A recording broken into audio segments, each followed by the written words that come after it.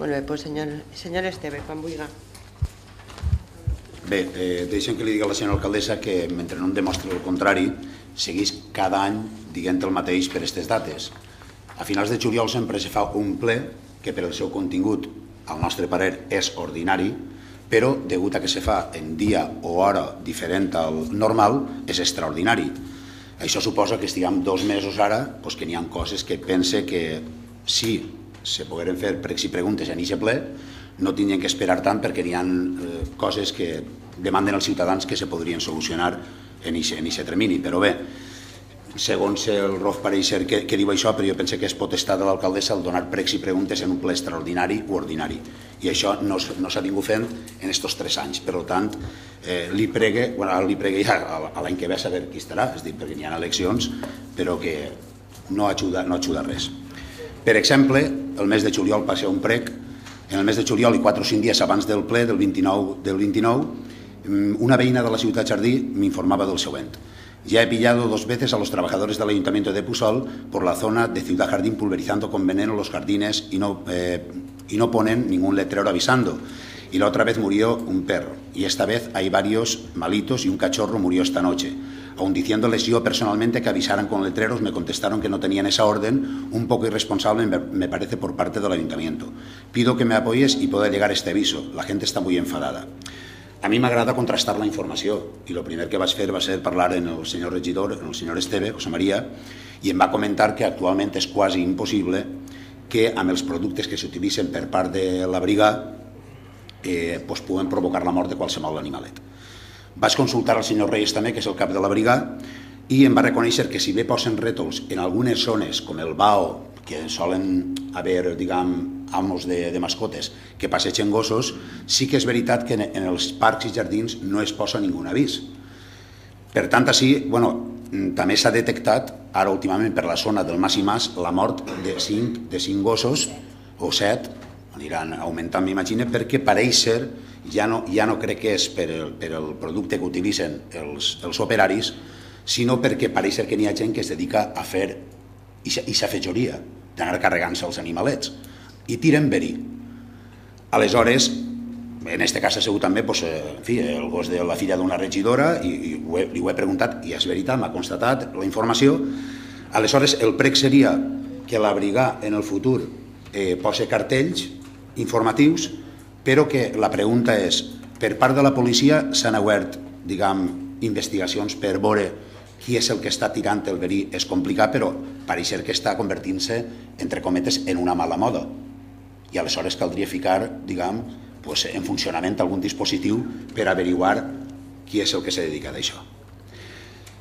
Bé, també ens hauria agradat que en juliol hagués hagut pregs i preguntes, perquè ja és costum del Bloc Compromís el sou de l'assessor. Aquests 3 anys s'han dedicat any rere any a diferents partides de benestar social.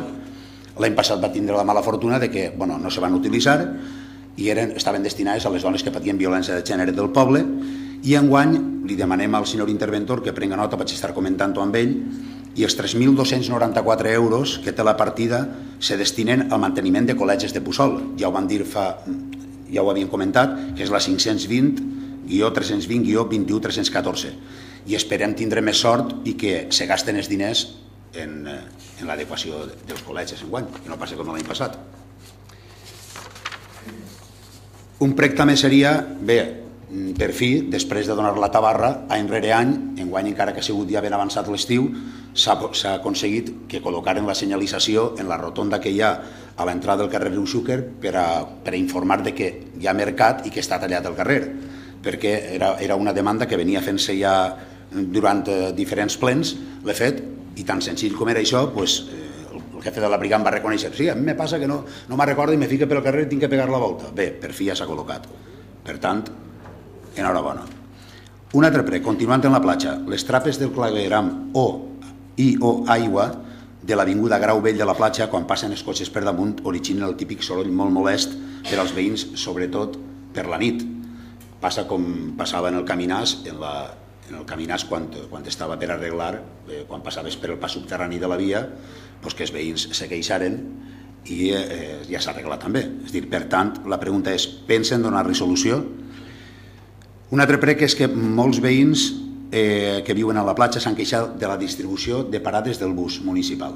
És a dir, en estiu funcionen totes les parades per eixer, però quan ve la tardor i l'hivern se redueixen les parades. Aleshores, pareix que els que viuen als extrems tenen que caminar prou per a diguem, agafar l'autobús. I si de per si ja n'hi ha mancança, és a dir, d'usuaris, doncs caldria un poc. Jo sí que li demanaria al regidor de torn que de tant en tant, que és com se coneixen, diguem, el mateix que havia dit la senyora Millán abans, de que cal anar i in situ observar els problemes per a parlar en coneixement de causa i posar solucions, doncs que el regidor de tant en tant pujarà a l'autobús i veurà quines són les dificultats, perquè els mateixos usuaris que m'ho diuen a mi, segur que li ho diuen a ell. I entonces jo penso que caldria, és una proposta, no és ninguna d'això, de que pujarà a l'autobús i se farà el trajecte de quan en quan, per a veure com va i què és el que seria, diguem, fàcil de millorar. Bé, vaig a passar a comentar ara l'assumpte de les terrasses dels locals d'hostaleria de Puçol, concretament dos d'ells que són els que s'han dirigit a mi, han vingut a ma casa i jo m'he interessat i he estudiat els expedients. Encara que la llei, evidentment, està feta en la Unió Europea i diu la reglamentació que, de fet, aquesta reglamentació i aquesta llei no ha tingut en compte les característiques de cada país ni de cada zona, perquè està claríssim que els costums són molt diferents. Mentre en Alemanya i altres països se'n van a dormir a les 8, doncs nosaltres així, sobretot en el Mediterrani, comencem a viure a partir de les 8 de l'esprà. Ens encanta estar en les terrasses, ens encanta això, xerrar, departir, i no tenim mai prou. I aleshores, diguem, és molt diferent. I si bé la llei diu concretament que si se superen 45 decibelis per la nit, automàticament qualsevol veí, clar, que no estigui d'acord pot denunciar i això porta, diguem, l'obertura d'un expedient i probablement el tancament de les terrasses, com ha passat, per exemple, en aquests dos casos. Per a que es fem una idea, 45 decibelis són dues persones xerrant en la finestra d'una persona. Per tant, la veritat és que taules, cadires, és dir, tot això, imagina't si se superen els decibelis. Està clar que tots com a veïns, si foren, per exemple, veïns dels bars, volem descansar i tenim el nostre dret. Però també és cert que avui en dia la situació econòmica, desgraciadament, no és la més viable i aleshores caldria, diguem, i pense que és obligació d'un regidor o d'un equip de govern, que hi hagi la millor convivència possible entre els dos veïns. És a dir, l'amo del bar té dret a guanyar-se la pataqueta perquè avui en dia per les terrasses ens agrada a tots estar fora, degut a la llei del tabac, però degut a també que a vegades està molt bé a la fresqueta. I aleshores seria un poquet consensuar això. Jo, de fet, la meva proposta ha sigut, està damunt dels temes, i el senyor Galcerà pot donar fe, de que intente aportar també tota la meva col·laboració per a que les coses se puguen solucionar. No és fer política, doncs no, ja s'apanyaran. No, jo pense, intente sempre, diguem, aportar el d'això. Per tant, preguem per a evitar aquest efecte dominó que pugui haver en totes les terrasses del poble, perquè totes les terrasses estan en les mateixes condicions i que un veí automàticament diga, este me cau mal, jo presento la denúncia o la tanque. Per evitar aquest efecte dominó, caldria que quan hi ha un problema, agarrar-lo des del principi i no deixar que s'enquiste o que vagi a més entre les dues parts implicades. Simplement és això. Jo penso que cal actuar, que per això, dit així, cobra l'equip de govern i cobrem els regidors en la part proporcional a cadascú per a fer les coses que tenim que fer. Per tant, preguem que es prenguem les mesures oportunes per a solventar aquest problema. Això es diu gestió. Una pregunta.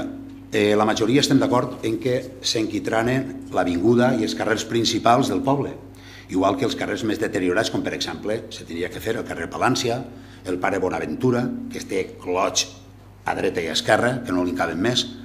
Ho dic perquè l'avinguda de València ja està enquitranada i quasi acabada, però sempre hi ha un però.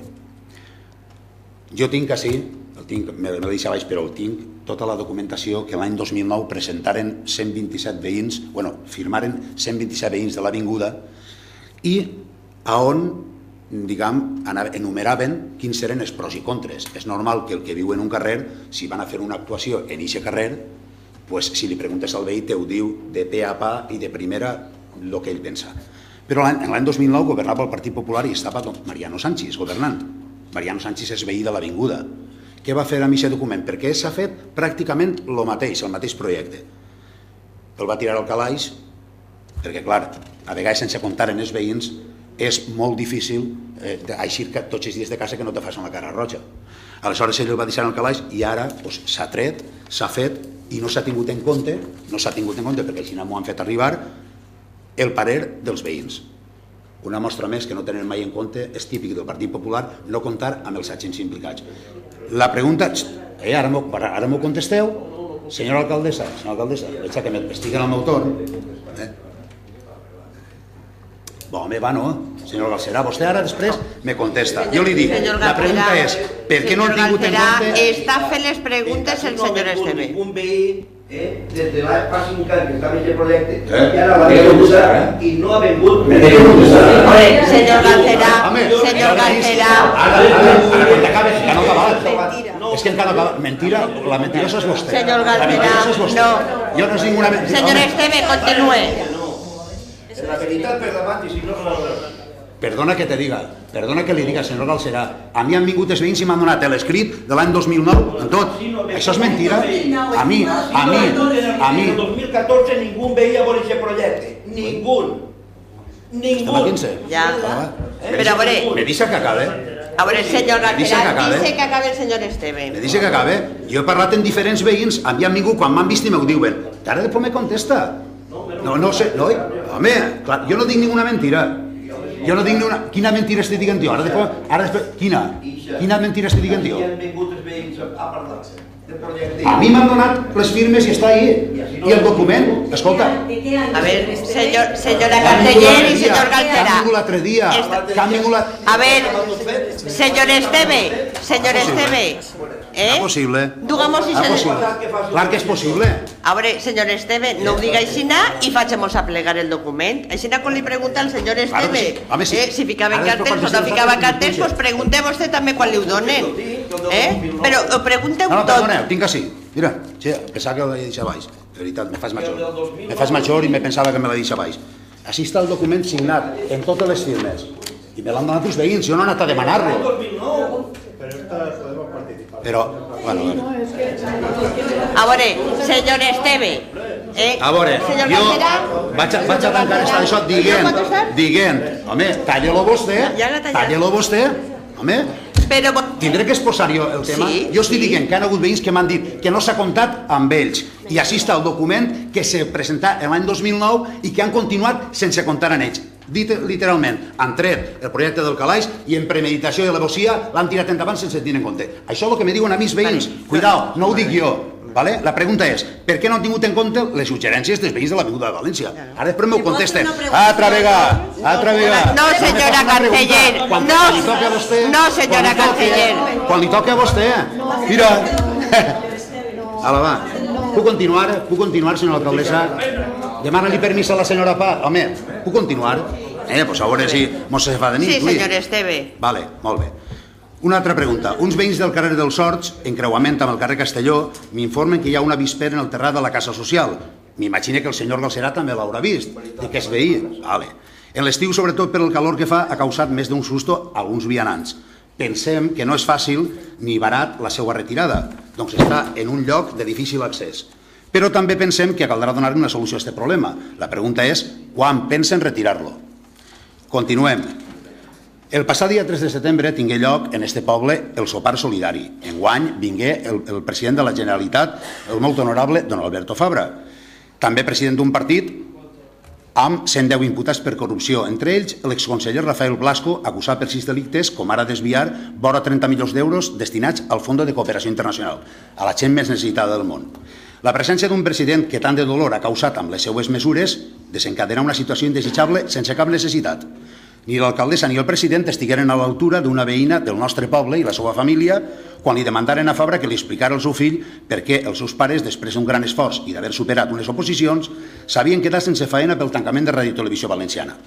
En lloc de donar suport a esta veïna, l'alcaldessa només tingué l'ocurrència de dir que no era el moment ni el lloc per a parlar d'aquest tema, que ell havia convidat el president a sopar. Vaja, com si l'haguera convidat al sopar a sa casa. Típica reacció d'una alcaldessa del Partit Popular en lloc del poble de Puçol. Des de Compromís volem fer algunes preguntes. Per què el president de la Generalitat Valenciana ve al sopar solidari quan un conseller del seu govern ha desviat més de 30 milions d'euros del Fons de Cooperació Internacional? Per què el president de la Generalitat Valenciana ve al sopar solidari després de retallar i retallar l'ensenyament públic? Per què el president de la Generalitat Valenciana ve a un sopar solidari després d'imposar els repagaments als dependents i discapacitats? I per què el president de la Generalitat Valenciana ve al sopar solidari i no el 7 de setembre o la nit de Paelles, on no hauria cridat tant l'atenció? I ja acaba. Ja per acabar, donat que, segons l'auto del jutge Pablo Ruz, el seu partit, el Partit Popular, ha incorrit en el delicte de manejar una caixa B, de diners negres, per entendre's, aconseguits de la trama Gürtel, es faig unes preguntes. Van a seguir vostès en el Partit Popular? Van a denunciar els seus companys corruptes, cosa que no han fet fins ara? Van a donar-se de baixa del seu partit? I al senyor Bebé, l'última pregunta. Va seguir el seu partit recolzant, o l'associació, recolzant el seu soci de govern de Puçol? Moltes gràcies. De res, senyor Esteve.